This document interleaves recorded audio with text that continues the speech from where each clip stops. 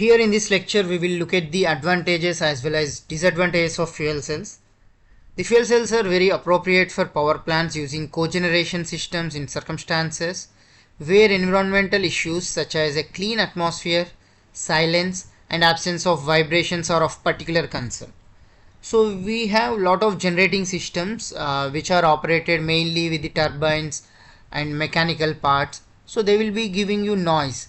Suppose if you need at any particular place some generation system which is at most importance to have calmness or silence as well as clean atmosphere. In these kind of situations the fuel cell is the appropriate generating source, because it will not give any pollutants, the atmosphere will be clean and it will not make any noise, so it will be silence and absence of vibrations will also be there. And what about efficiency? They are highly efficient. Fuel cells give a reliable source of energy for a variety of industries, tools as well as vehicles for transportation. And fuel cell power plants can be deployed at the points of supply, allowing the reduction of transport costs and energy losses in distribution networks. Right, it can be used as distributed generation source. That is what given here. So deployed at points of supply means here it is actually points of supply of electricity to the consumers. That means towards the distribution side. Right. And due to the fact that they do not have moving parts, fuel cells have higher confidence levels compared to internal combustion engines and combustion turbines. So there won't be issues with any mechanical parts, and also we can have more confidence in generating the required power. Right, and replacing the conventional thermoelectric power plants that produce electricity from fossil fuels by fuel cells will improve air quality and reduce water consumption and wastewater discharge. Right.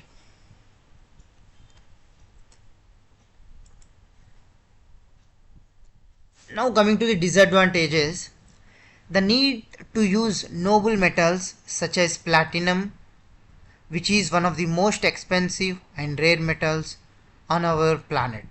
So we need to use several catalysts for the working principle of fuel cells in order to generate electricity, and those materials may be of high cost. That is one disadvantage. And we need to have high cost compared to conventional energy sources, and the hydrogen feed stream needs to maintain high purity to prevent contamination of the catalyst. So we need purest form of hydrogen to be feeding to the fuel cells, and the problems and costs associated with the transport and distribution of new fuels such as hydrogen. That means it is at most important to transport hydrogen properly. If there is any leakage, you know what happens, because hydrogen is very flammable when it reacts with oxygen, and if there is any firing material or any like fire things are there will be danger. Okay.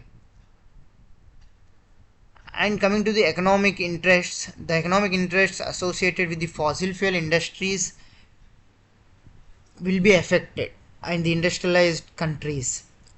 So that means if fuel cell will be coming into picture, whatever is the conventional sources and the operating personnel, their jobs and all will be affected. And fuel cells operate optimally within specific temperature ranges, and variations outside these ranges can affect the performance as well as durability. So a factor that needs to be taken into consideration is that the majority of the cells are extremely sensitive to contamination and temperature. So the operating temperature range is very important and it has to be maintained, and the contamination parts should also be taken care.